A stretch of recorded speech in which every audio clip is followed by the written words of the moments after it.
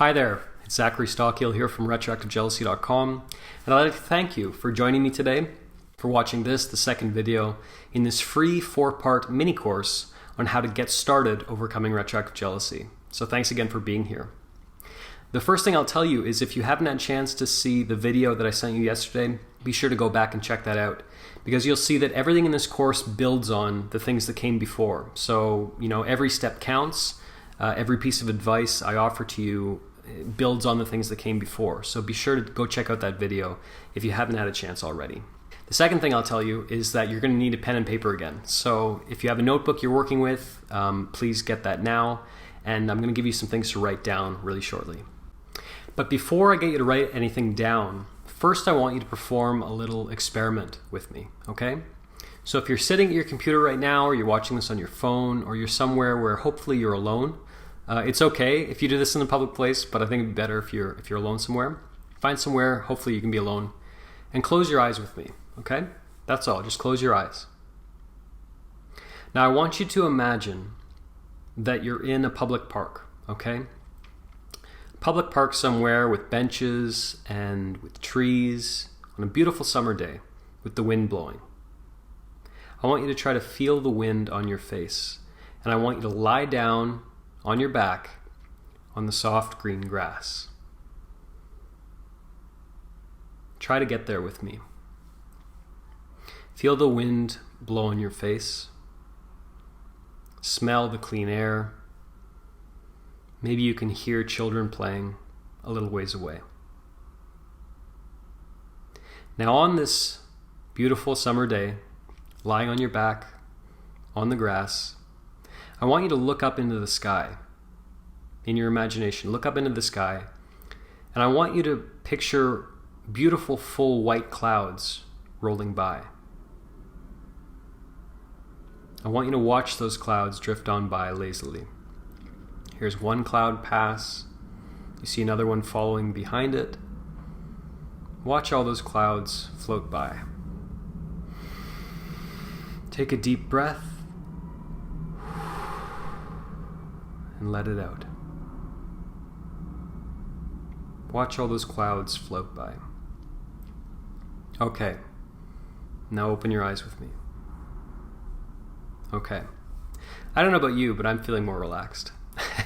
So what I just did there is I was trying to show you a really easy relaxation technique, but I also want to use this scenario of you lying on your back in the park watching clouds to make a broader point, okay?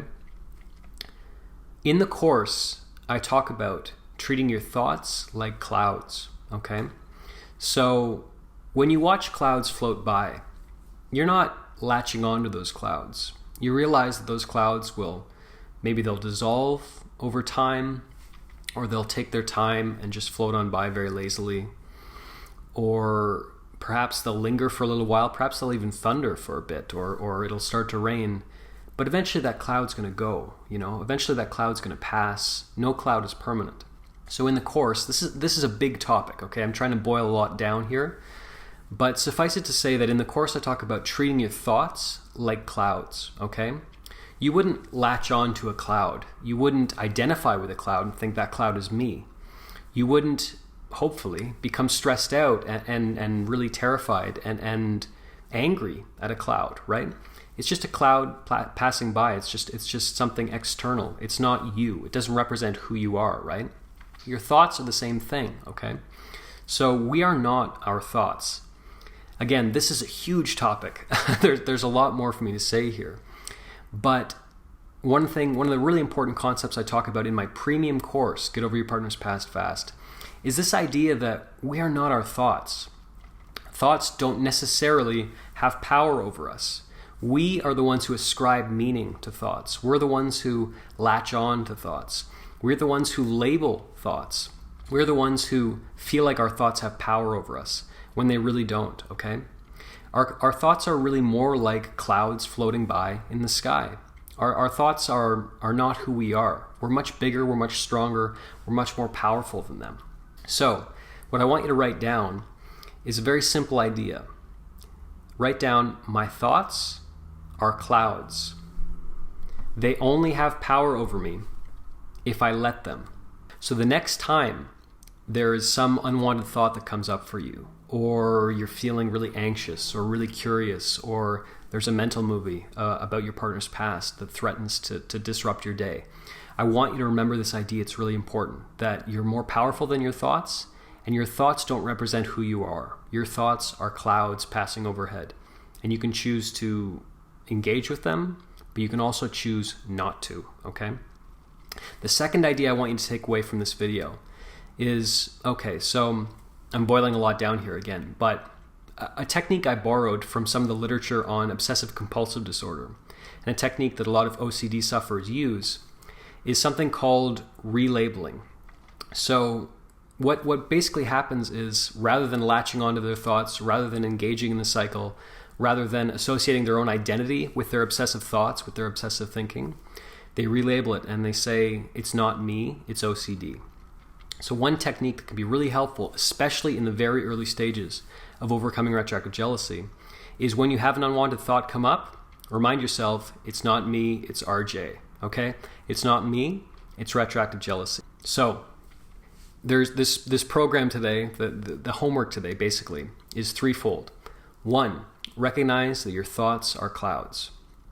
Hopefully you've already written that down. Number two, relabel these thoughts and try to refocus away from them. So say, it's not me, it's retroactive jealousy. Resist the urge to go down the rabbit hole. Resist the urge to go further into those obsessive thoughts and give them power over you.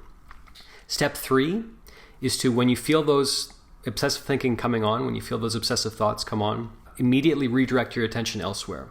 So engage in some activity that is not to do with retroactive jealousy, that is not to do with your partner's past or anything like that.